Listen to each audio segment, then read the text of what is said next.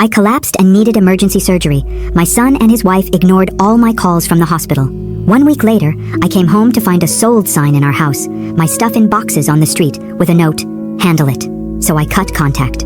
A year later, when they learned how much I was worth on national TV, 99 plus missed calls. If you're watching this, subscribe and let me know where you're watching from. I desperately tried to reach my phone as the pain in my abdomen was like a hot poker twisting through my intestines. At 63, I'd had health scares before, but this was terrifying. My fingers managed to dial 911. "Emergency services, what's your emergency?" The voice seemed miles away as black spots danced across my vision. "I think my appendix burst," I gasped. "I can't stand up." The paramedics arrived quickly. As they loaded me onto the stretcher, I grabbed my phone. "My son," I mumbled. "Need to call my son." Timothy had been my rock since Robert passed 5 years ago. He and Jessica lived just 20 minutes away, in the suburban home I'd helped them buy with nearly half of Robert's life insurance money. "Timothy," I whispered as the call connected, sirens wailing overhead. "I'm being taken to Memorial Hospital. Emergency surgery, they think." The pain made complete sentences impossible. "Mom, what? I can barely hear you." He sounded distracted, glasses clinking in the background. "We're at the Petersons' dinner party. Can this wait until morning?" Before I could respond, pain crashed over me and I cried out, dropping the phone. The last thing I remember was the paramedic saying something about sepsis. I woke 3 days later in recovery. The surgeon told me I'd been lucky. Another hour and the infection might have been fatal. Through the fog of medication, I reached for my phone. No messages, no missed calls. "Did my son visit?" I asked the nurse. "Timothy Blake?" She checked my chart and shook her head. "No visitors recorded. We can call him if you'd like."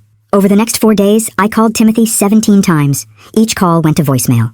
I left messages, first worried, then confused, finally angry. Jessica's phone just rang endlessly. "They're probably busy," I told myself, but the knot in my stomach had nothing to do with my incision. On my 7th day in the hospital, Dr. Kaplan signed my discharge papers. "You'll need help at home for at least a week," she warned. "No lifting, limited movement, someone to change your dressings." "My son will help," I lied, forcing a smile. I took a taxi home. As we turned onto Maple Street, something looked different about my house. The modest ranch where I'd lived for 30 years, raised Timothy, built a life with Robert. Then I saw it. A sold sign planted firmly in my front yard. The taxi driver noticed my shock. "You okay, ma'am?" I couldn't answer, fixated on the cardboard boxes stacked along my porch. My belongings, photos, clothes, kitchen items, all packed up. But I wasn't moving. At least I hadn't planned to.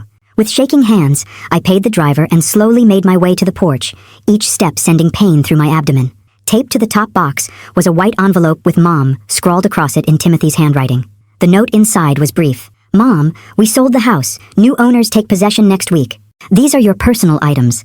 Jessica packed what she thought you'd want. The rest is being donated. We found you an assisted living facility. Handle the details yourself. You always wanted independence. Timothy."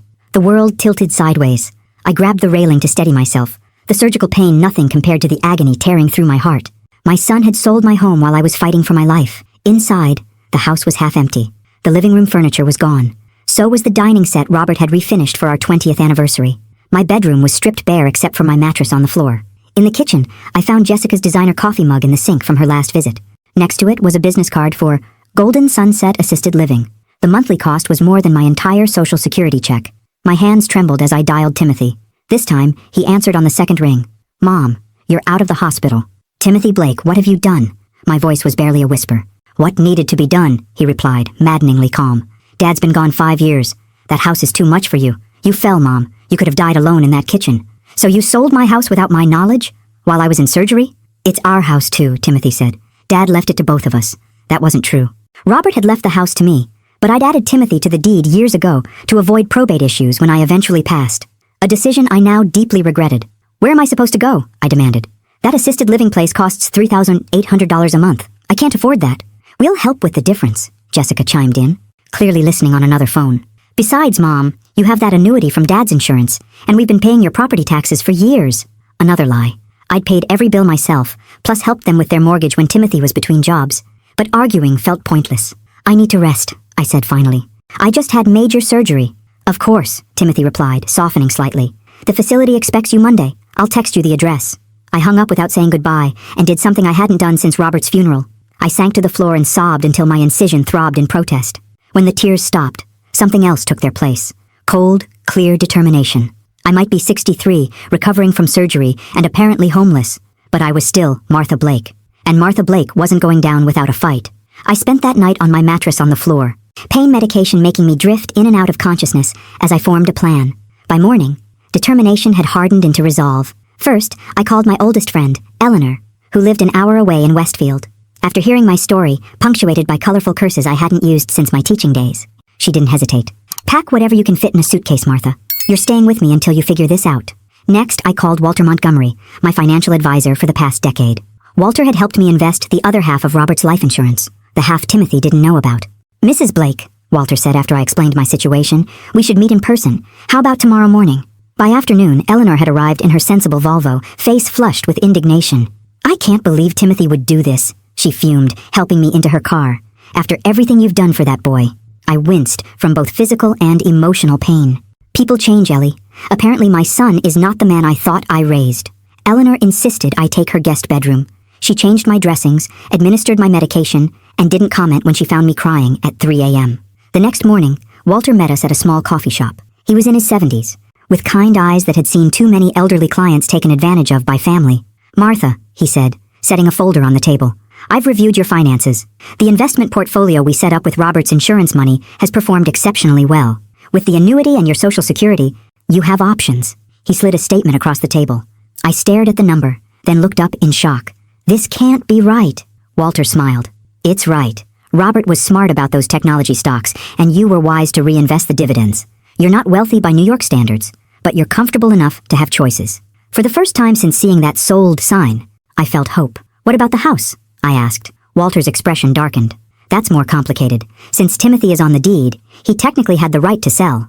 But," he added, seeing my face fall, "there might be legal questions about selling without your consent, especially while you were incapacitated. I've contacted a friend at Wilson and Prattley. They specialize in elder law." Elder law. The phrase made me wince. I was 63, hardly ancient, though in that moment I felt 100 years old. "What do you recommend?" Eleanor asked. Walter closed the folder. "First, secure your finances. Move your investments to accounts only you can access. Second, get legal advice about the house sale. Third," he paused, meeting my eyes, "decide what kind of relationship you want with your son going forward." That last question haunted me as Eleanor drove us back. What kind of relationship did I want with a son who would sell my home while I was in emergency surgery? Who would pack my life into boxes and leave them on the porch with a note that said, "Handle it"? My phone buzzed with a text from Timothy. "Facility address, 1782 Pinewood Lane, Monday, 9 a.m. We've paid the first month's deposit." I showed Eleanor, my hand shaking with anger.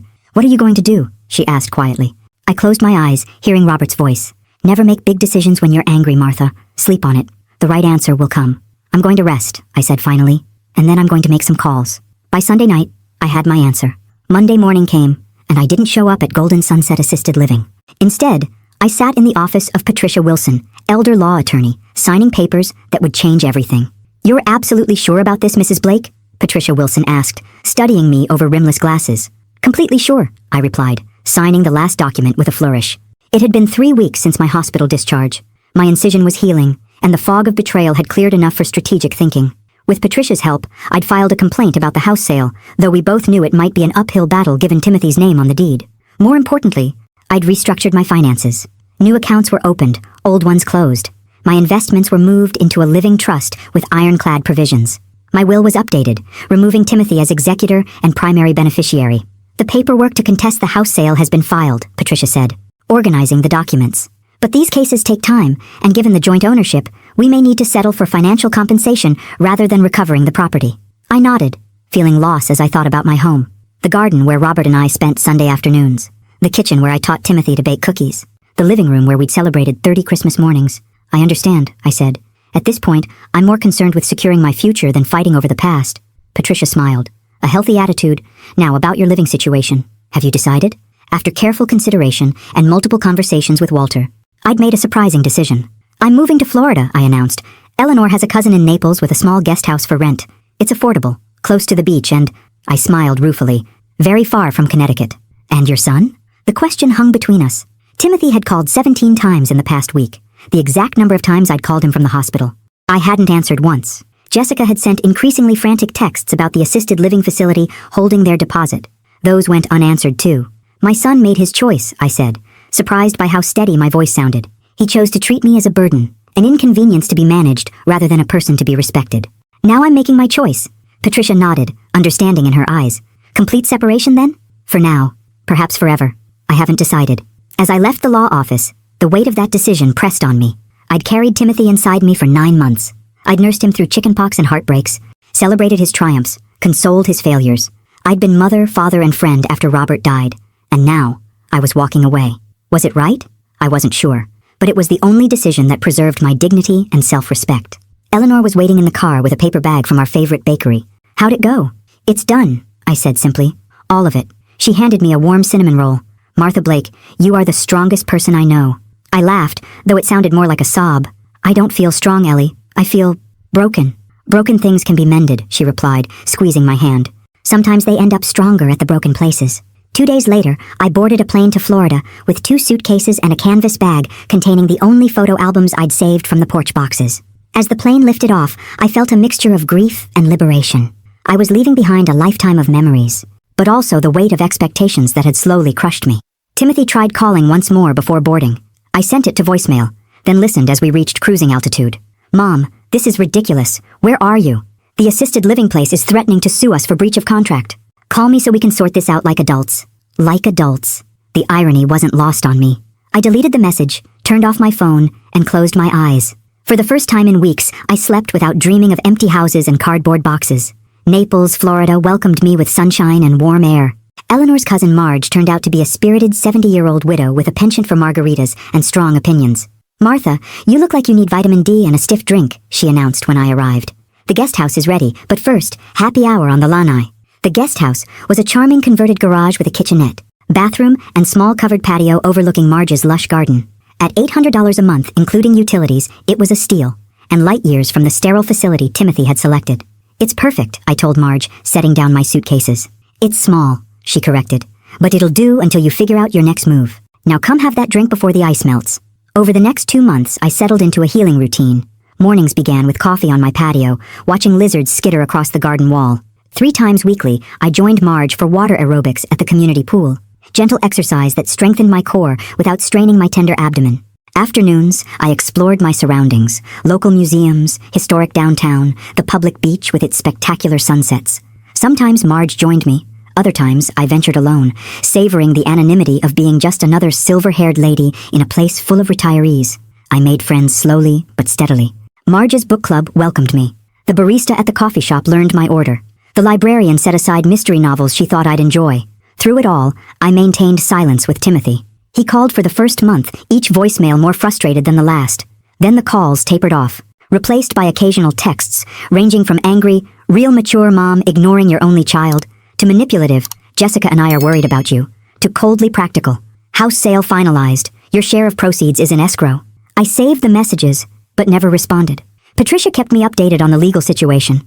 Our complaint was complicated by the joint ownership. The best outcome we could hope for was a fair distribution of the proceeds, which Timothy was apparently holding in escrow. My new life was taking shape, but the wound of Timothy's betrayal remained raw. Some nights I still woke in tears, reaching for the phone before remembering why I couldn't call him. On those nights, I'd make tea and sit on my patio, looking at the stars and wondering how the child I'd raised with such love had become a stranger. 4 months after arriving in Naples, I received an unexpected email from Barbara Chen, a producer at a national morning show. She was working on a series about financial independence for women over 60 and had been given my name by Patricia. Your story of reclaiming your autonomy after your son's actions is exactly the kind of empowering narrative we're seeking, Barbara wrote. Would you be willing to discuss your experience on camera? We would respect any privacy boundaries you wish to set. My first instinct was to decline. I'd never sought the spotlight, and discussing family troubles on television made my stomach clench. But something about the phrase empowering narrative stayed with me. Was that what I was doing? Empowering myself? It hadn't felt that way in the hospital or when I saw those boxes. It had felt like surviving, scrambling to stay afloat when the ground disappeared beneath my feet. But looking back at my decisions, refusing the assisted living facility, restructuring my finances, moving to Florida, I could see the thread of agency running through them. I hadn't just reacted. I'd responded by reclaiming control over my life. After sleeping on it, I wrote back agreeing to an initial call. That conversation led to another, and eventually to an agreement. I would appear on the show to discuss financial independence for older women, using elements of my experience without naming Timothy directly. The segment was scheduled to air in 2 weeks, almost exactly 1 year after my emergency surgery and the discovery of the sold sign. Are you nervous? Marge asked the evening before I flew to New York for taping. We sat on her lanai, watching the sunset paint the sky in shades of orange and pink. Not nervous exactly, I said finally. more resolved, like I'm turning a page. Marge nodded, understanding in her weathered face. Good for you, Martha. Not everyone gets a second chapter. Might as well make it a page-turner. The next morning, I boarded a plane to New York with a suitcase containing a new outfit Marge had insisted I buy. A coral blazer over a cream shell, paired with navy slacks and comfortable but stylish flats.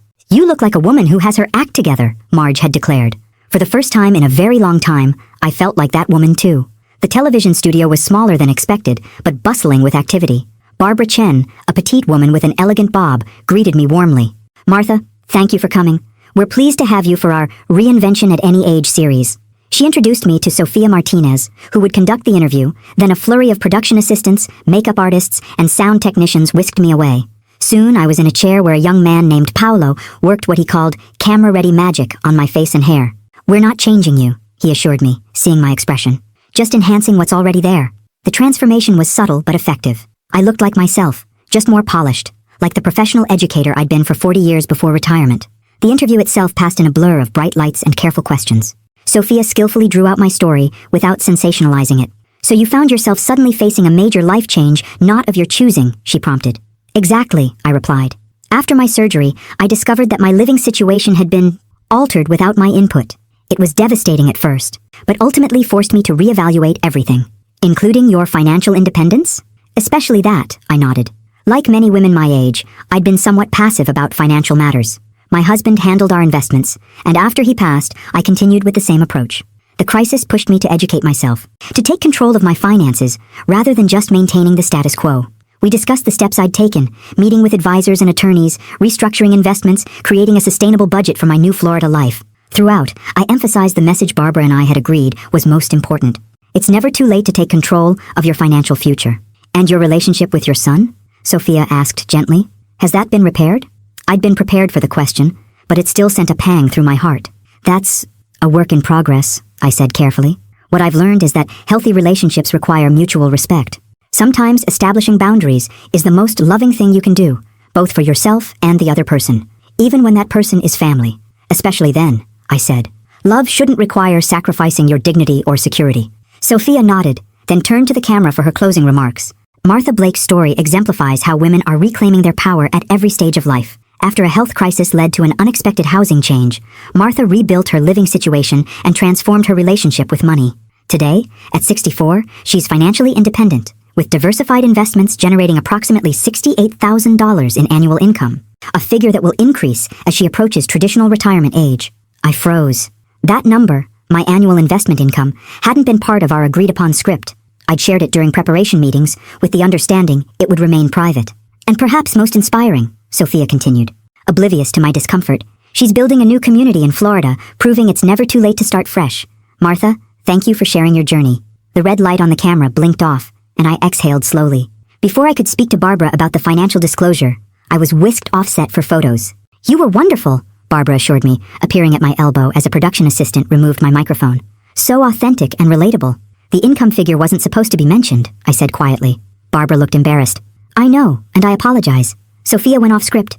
We can edit it out of the online version if you prefer. But it was too late for the live broadcast.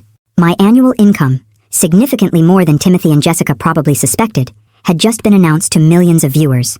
Back in my hotel room that evening, I tried to shake off my unease. What did it matter if Timothy knew about my finances now? Our relationship was already fractured beyond repair. Yet I couldn't help wondering if he'd been watching, what he'd thought when he heard that figure. The answer came sooner than expected. As I packed for my return flight to Florida, my phone lit up with a text notification. Then another, and another. Timothy. Mom, just saw you on Morning America. Call me. Timothy, we need to talk. ASAP. Timothy, are you really making $68K from investments? Where did that money come from? I set the phone down without replying, my hands suddenly shaky. For nearly a year, I'd maintained my silence, gradually building a life that didn't include my only child. Now, with one unscripted television moment, that careful distance was threatened. The phone buzzed again, and again. By the time I finished packing, there were 17 text messages and 9 missed calls, all from Timothy. The irony wasn't lost on me. As my Uber approached the airport, a final text came through. Timothy, Mom, I know you're getting these messages. Jessica and I have been worried sick. We made a mistake with the house, we see that now. Please call us so we can make things right. We miss you. Miss me? Or miss access to my previously unknown income? The cynical thought appeared unbidden, hardening my resolve. I boarded my flight back to Florida without responding. wondering if I ever would. I'd been back in Naples for 3 days when my phone finally stopped its constant buzzing. 99 missed calls and over 60 text messages, all from Timothy and Jessica. I hadn't answered a single one. "You'll have to deal with this eventually," Marge pointed out as we sipped iced tea on her lanai. "They're not going to just disappear. I dealt with it when I got on that plane a year ago," I replied, more sharply than intended. "Sorry, I didn't mean to snap." Marge waved away my apology. "Honey, if anyone's earned the right to be snippy, it's you. But ignoring them forever isn't a plan, it's avoidance." I sighed, knowing she was right. The television appearance had changed things, whether I wanted it to or not. "What would you do?" I asked. Marge considered this, her weathered face thoughtful in the golden afternoon light. "I'd hear what they have to say. Not because they deserve it, but because you deserve closure." Closure. Did I want closure with Timothy? Or was silent amputation closure enough? Before I could respond, my phone buzzed. But this time it wasn't Timothy. It was Barbara Chen from the morning show. "Martha, I hope I'm not disturbing you," she said when I answered. "I wanted to check in after the segment aired." "It's fine," I assured her, stepping inside for privacy. "The feedback has been interesting," Barbara laughed. "That's one way to put it. Actually, that's partly why I'm calling. The response has been extraordinary. Hundreds of women connected deeply with your story." I was surprised. "Really?" "Absolutely. So many have experienced some version of what you went through, being sidelined in financial decisions, having their autonomy undermined by well-meaning or not-so-well-meaning family. Your willingness to rebuild has struck a chord. I felt a small glow of satisfaction. Perhaps some good could come from my painful chapter after all. We'd like to do a follow-up segment," Barbara continued. "A more in-depth look at financial independence for women in their 60s and beyond. Would you consider coming back as a guest expert?" Guest expert? The idea was both flattering and terrifying. "Barbara, I'm hardly an expert. I'm just a retired teacher who learned some hard lessons late in life. And that's precisely why viewers connected with you. You're relatable, authentic." I hesitated, thinking about Timothy's barrage of messages. Appearing again would certainly pour gasoline on that particular fire. "Can I think about it?" I asked. "Of course. We're looking at taping in about 3 weeks. Let me know by next Friday." After hanging up, I sat on my sofa, mind racing. A year ago, I'd been a woman in crisis, betrayed, recovering from surgery, homeless. Now I was being asked to share wisdom with others. The transformation felt both surreal and empowering. My phone buzzed with a text from Patricia Wilson. "Call when convenient. New development in house matter." 20 minutes later, I listened with growing disbelief as Patricia explained the situation. "The title company discovered an irregularity," she said. "It seems Timothy forged your signature on several documents." "Forged my signature?" I repeated, stunned. "Are you sure?" "The notary who supposedly witnessed your signing has no record of it." When questioned, she was adamant she never notarized those documents. "This changes everything, Martha." My mind reeled. Selling the house while I was incapacitated was cruel, but forgery was criminal. My own son had committed fraud. "What happens now?" I asked, barely above a whisper. "We have options," Patricia replied. "The most aggressive would be pressing criminal charges for fraud and forgery. Less extreme would be using this information to negotiate a much more favorable financial settlement." Criminal charges against Timothy. The thought made me physically ill, despite everything he'd done. "What do you recommend?" I asked. "Stalling for time.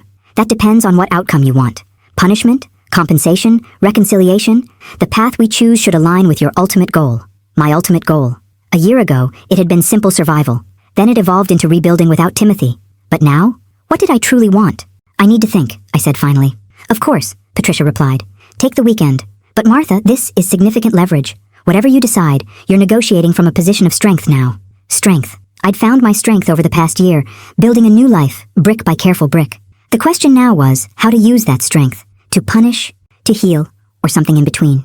As sunset painted the sky, I made a decision.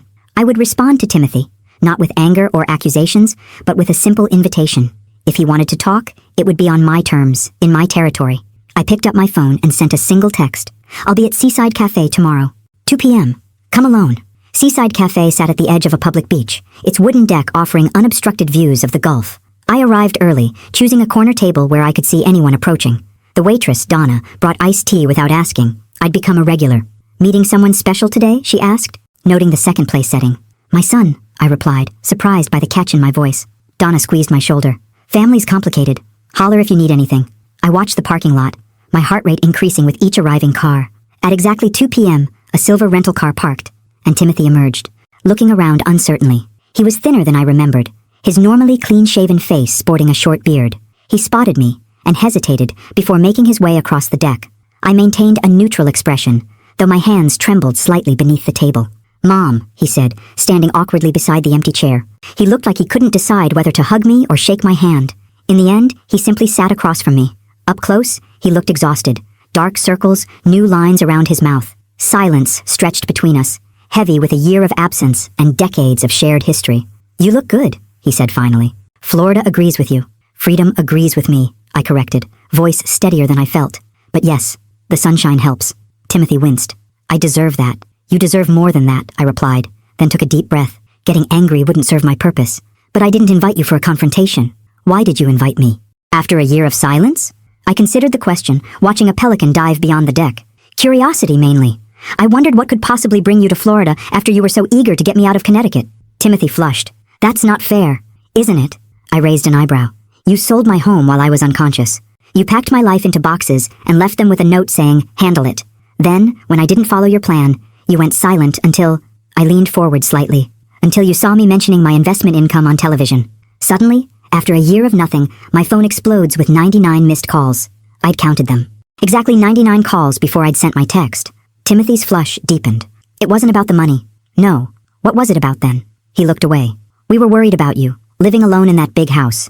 After your emergency, it seemed like the perfect time to make a change. A change I never asked for or consented to," I pointed out. "A change enacted while I was fighting for my life. We thought we were helping." His voice rose slightly, drawing glances from nearby tables. He lowered it again. "Dad always said you were terrible with money. He joked you'd end up eating cat food in retirement if he didn't manage everything."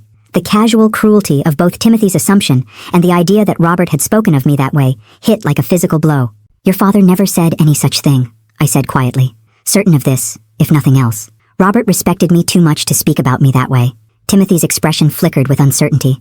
Jessica said," I repeated, pieces clicking into place. "And you believed her over your own experiences with your father?" He didn't answer directly. "We were trying to protect you, make sure you were taken care of. By forcing me into a facility that would have drained my savings within 3 years? By selling the home I loved without my knowledge? That's a strange definition of care." He looked genuinely confused, and for the first time I considered that he might not fully understand what he'd done, the depth of the betrayal, the legal implications. "The house sale," I said carefully. "Tell me exactly how that happened." Timothy shifted uncomfortably. "What do you mean?" "I mean, walk me through the process. How did you sell a house that was jointly in our names while I was in the hospital?" He cleared his throat. "Jessica handled most of it. She knows a guy in real estate who said it could be done quickly since both our names were on the deed." "And my signature on the sale documents? How did that happen when I was unconscious?" Timothy paled slightly. "There were forms from years ago. Jessica found them in Dad's old files. She said we could use them as templates. Templates for forgery. I let the implication hang between us." "Do you understand what you did?" I asked finally. "Legally?" He swallowed hard. We didn't think about it that way. We focused on getting you settled somewhere safe." "Somewhere safe," I repeated. "Away from my home, my community, my support system. Somewhere that would have bankrupted me within 3 years. That was your definition of safety?" Timothy's eyes widened. "Bankrupted? But the annuity your father left pays $1,600 a month. Golden Sunset costs $3,800 a month. You do the math." He looked genuinely shocked. "But Jessica said your finances were solid for at least 10 years of care." I felt a chill despite the warm Florida afternoon. Jessica seems to have said a lot of things that weren't true. "I need a minute," Timothy said abruptly, pushing back from the table. He walked to the deck railing, staring out at the Gulf, shoulders rigid with tension. I let him go, watching as he gripped the weathered wood and took several deep breaths. The Timothy I'd raised had always been sensitive, quick to feel hurt, but equally quick to feel remorse. It was Jessica who had introduced that hard edge I'd glimpsed in the past year. After a few minutes, he returned, his expression troubled but composed. "I've made a mess of things," he said quietly. "Yes," I agreed, not offering absolution. "You have. What happens now? With the house, I mean. The sale went through. New owners have been living there for months." I sipped my tea, considering how much to reveal. "That depends. My attorney tells me we have options." "Your attorney," he repeated, surprise crossing his face. "You've been working with a lawyer this whole time? Did you think I was just sitting on a beach feeling sorry for myself?" I asked, unable to keep the sarcasm from my voice. "I built a new life, Timothy. Part of that involved protecting myself legally and financially." He nodded slowly. "The investments they mentioned on the show, $68,000 a year. Was that real?" And there it was, the question that had prompted 99 phone calls after a year of silence. "Yes, it's real," I confirmed. "Your father left me well provided for, contrary to whatever Jessica told you. We invested half his life insurance payout, the half you didn't know about because it wasn't used for your down payment." Timothy winced at the reminder. "I didn't know," he said softly. about any of it. The money, the forgery. I trusted Jessica to handle the details. Because you thought I was incapable, I finished for him. A helpless old woman who couldn't manage her own affairs. No, he protested, then stopped. Maybe. Not exactly like that, but, Mom, you've always been the emotional one. Dad handled the practical stuff. After he died, you seemed lost.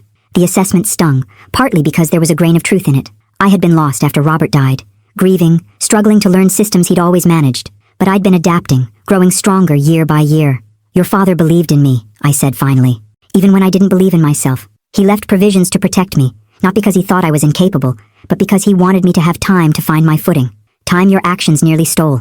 Timothy's face crumpled. I'm sorry, he whispered. I'm so sorry, Mom. For the first time in our conversation, I felt the hard shell around my heart crack slightly. Not enough to forget or fully forgive, but enough to acknowledge his pain alongside my own. Why did you come to Florida, Timothy? What do you want from me? He looked up, eyes red-rimmed but clear. I want to make things right. I don't know how, but I need to try. When I saw you on that show, confident, independent, thriving without us, it hit me what we'd done. And Jessica? What does she want? Timothy's expression darkened. Jessica and I are taking some time apart. After your TV appearance, she had a lot of questions about your finances. Suggestions about how we might help you manage things. It made me uncomfortable. I wasn't surprised. Jessica had always struck me as calculating, though I'd kept those thoughts to myself, out of respect for Timothy's choice. I see, I said simply. Mom. Timothy leaned forward, earnest now. I know I can't undo what happened, but is there any way forward for us? Any path back to some kind of relationship? The question hung between us, weighty with hope and fear. A year ago, I would have given anything to hear him ask that. Now, I found myself weighing his words carefully, searching for manipulation or hidden motives. I don't know, I answered honestly. Trust, once broken, isn't easily repaired, and you broke mine in the most fundamental way possible. His face fell, but he nodded. I understand. But, I continued, surprising myself, I'm willing to consider it. Not forgiveness, not yet, but perhaps a path toward something new.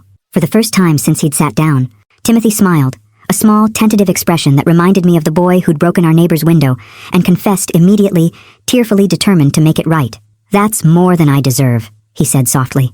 Yes, it is, I agreed, without rancor, which is why what happens next will depend entirely on your actions, not your words. I signaled for the check, ready to end our meeting while it remained civil. As Donna brought the bill, I added, I have one question before you go. What would you have done if I hadn't appeared on television? If you hadn't learned about the investment income? Timothy looked down at his untouched water glass, shame evident in his posture. I don't know, he admitted. I'd like to say I would have come to my senses eventually, but honestly, I don't know. His honesty, painful as it was, felt like the first truthful exchange we'd had in years. Thank you for that at least, I said, placing cash on the table. Goodbye, Timothy. Will you let me call you? Maybe meet again while I'm in town? I paused, standing to leave. Text first. I'll decide each time whether I'm ready to talk. As I walked to my car, I felt lighter somehow, as if setting clear boundaries had freed me from unmet expectations. Whether Timothy and I ever rebuilt a relationship remained to be seen, but I was approaching the possibility from a position of strength rather than need. That evening, I called Patricia Wilson and explained my decision. I don't want criminal charges, I told her. But I do want a fair settlement from the house sale, the full market value of my share, plus compensation for the emotional distress of being displaced while recovering from surgery. That's entirely reasonable, Patricia assured me. I'll draw up the paperwork. After we hung up, I sat on my patio watching the sunset, feeling strangely at peace. The wound of betrayal was still there, but it no longer defined me. I was Martha Blake, survivor, rebuilder, and now, perhaps, someone with wisdom worth sharing. I picked up my phone and typed a message to Barbara Chen. I'm in for the follow-up segment. Let's help other women find their financial independence. The 3 weeks before my second television appearance passed in a blur of preparation and cautious reconnection. Barbara sent talking points, which I studied diligently. Patricia finalized the settlement agreement, which Timothy signed without argument, agreeing to pay me the full market value of my half of the house, plus $25,000 for emotional distress. Timothy remained in Naples, renting a condo across town. We met twice more, once for coffee, once for a beach walk. Our conversation stayed careful, circling safe topics, my water aerobics, his work projects, the novel I'd just finished. We avoided mentioning Jessica or the house, as if those subjects were still too raw. The day before I was due to fly to New York for taping, Timothy invited me to dinner at an upscale seafood restaurant overlooking the bay. A proper meal before your big television appearance, he explained when he picked me up. You're becoming quite the media personality. I laughed. Hardly. 2 segments on the same morning show doesn't make me Oprah. The restaurant was elegant without being stuffy, with crisp tablecloths and windows showcasing the sunset. After we ordered, Timothy seemed unusually nervous, fidgeting with his water glass and checking his phone repeatedly. "Is everything all right?" I asked finally. "You seem distracted." He took a deep breath, setting his phone down. "I have something to tell you." "Two things, actually." The seriousness of his tone made me brace myself. "Go on." "First, Jessica and I are getting divorced." He stated it flatly, without visible emotion. "The paperwork was filed last week. Though I'd gathered their relationship was strained, the finality still surprised me." "I'm sorry," I said, meaning it despite everything. Divorce was painful, regardless of circumstances. Timothy shrugged. "It's been coming for a while.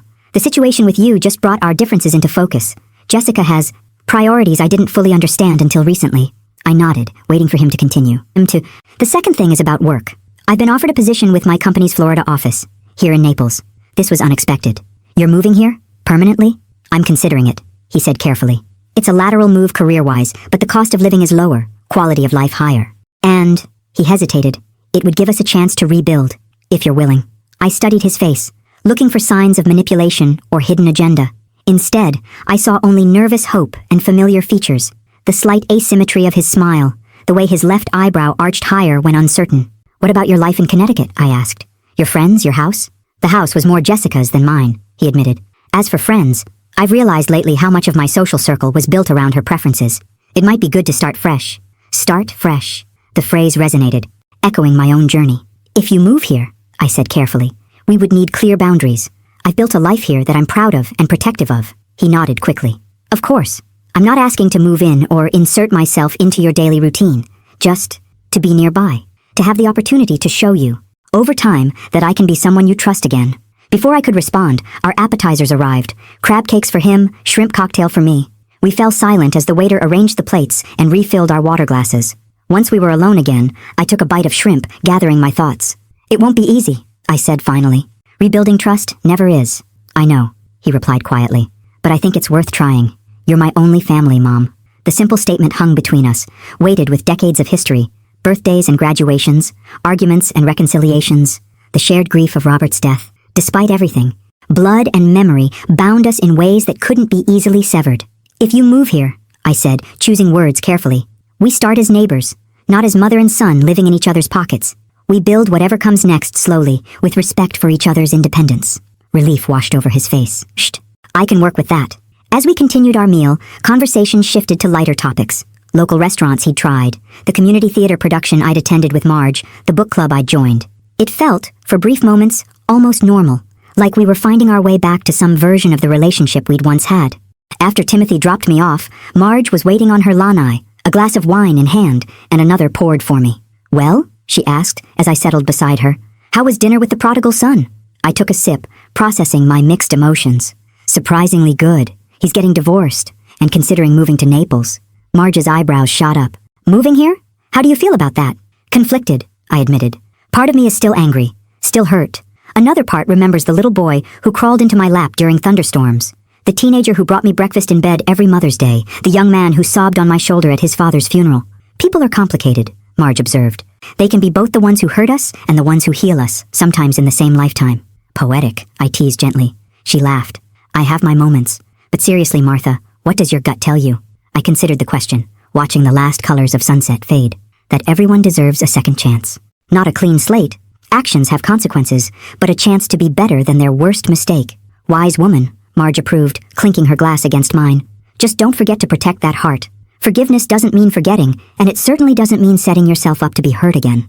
"Trust me," I assured her. "Those lessons are permanently etched in my soul." Later that night, as I packed for New York, I found myself humming softly, an old habit from happier days that had disappeared after Timothy's betrayal. The tune was one Robert used to whistle while gardening, a melody that had once been the soundtrack to our family's ordinary happiness. The realization made me pause, hand hovering over my toiletry bag. Was I ready to risk happiness again? To open myself to the possibility of both joy and pain that came with genuine connection? The answer came not as a certainty, but as a willingness to find out. The television studio felt familiar this time, almost comfortable. I greeted Barbara with a hug and chatted easily with the makeup artist while he worked his magic. "You seem different from your last visit," Barbara observed as we reviewed the segment outline. "More settled somehow." I smiled, realizing she was right. A lot has happened since we last spoke. Good things, mostly. Care to share? It might add dimension to the segment. Briefly, I told her about the settlement, Timothy's visit, and our tentative steps toward reconciliation. That's remarkable, Barbara said. Many people would have chosen a more punitive path after what you experienced. I shrugged. Punishment has its place, but it doesn't necessarily bring healing. I'm more interested in moving forward than looking back. Barbara made a note on her tablet. Would you be comfortable discussing that on air? The balance between accountability and forgiveness? It's a universal struggle that would resonate with viewers. As long as we focus on broader principles rather than specific details, I agreed. I'm not interested in publicly shaming my son. The segment itself went even better than our first. This time, I was paired with a financial advisor who specialized in helping women take control after major life transitions: divorce, widowhood, retirement. Together, we offered practical advice on investment strategies, legal protections, and the emotional aspects of financial independence. When the conversation turned to family dynamics, I spoke carefully but honestly. The most important thing is establishing clear boundaries. It's possible to maintain loving relationships while still protecting your financial autonomy. In fact, healthy boundaries often lead to healthier relationships in the long run. And what about forgiveness? Sophia asked, following Barbara's suggested addition. Many viewers have experienced financial betrayal by family members. How do you balance accountability with moving forward? I took a moment to consider my response, aware Timothy might be watching. Forgiveness doesn't mean pretending the harm never happened, I said finally. It means choosing not to let that harm define your future. For me, it's been about requiring accountability, yes, but also recognizing that people can learn and grow from their mistakes, including me. After taping, Barbara pulled me aside. That was perfect, Martha. Authentic and hopeful without being saccharine. We've already received emails responding. It's clearly striking a chord. I'm glad, I said, meaning it. If my experience can help other women avoid similar pitfalls or find their way back after betrayal, then something good has come from a difficult time. We'd love to have you back, Barbara said as we parted, perhaps as part of a recurring panel on financial empowerment. Think about it? I promised I would, though the idea of becoming a regular television personality still seems surreal. Martha Blake, retired elementary teacher, as a financial independence guru? Robert would have laughed in delight at the unexpected twist. Back in my hotel room, I found a text from Timothy. Just watch the segment. You were amazing, Mom. Proud of you. The simple message brought tears to my eyes. Not because I needed his approval. I was long past that. But because it suggested he was finally seeing me as I truly was. Not just his mother, but a whole person with strengths he'd previously overlooked. I typed back, "Thank you. Flying home tomorrow. Dinner next week?" His response came immediately. "Name the day. I'll be there." The next morning, as my plane descended toward Florida, I gazed at the glittering Gulf waters and verdant landscape below.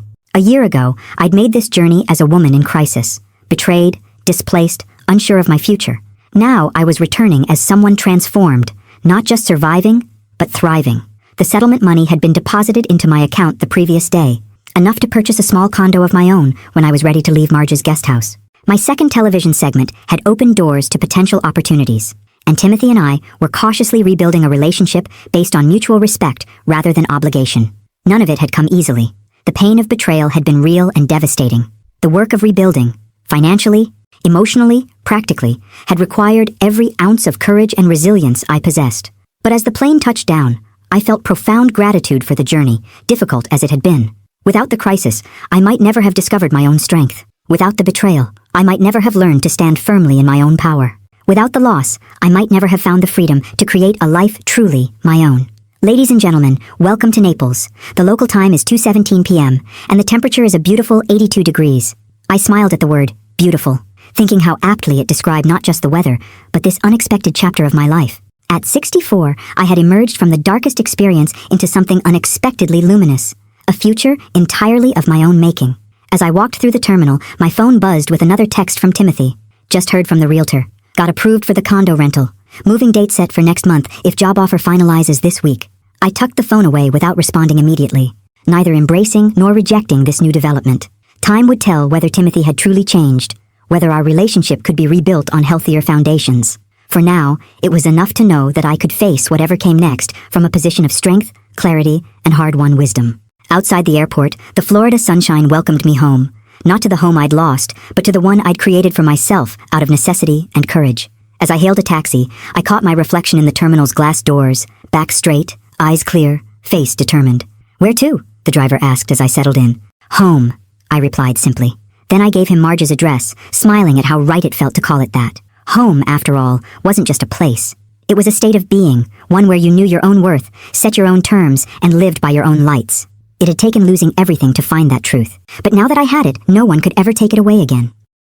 Thanks for listening. Don't forget to subscribe and feel free to share your story in the comments. Your voice matters.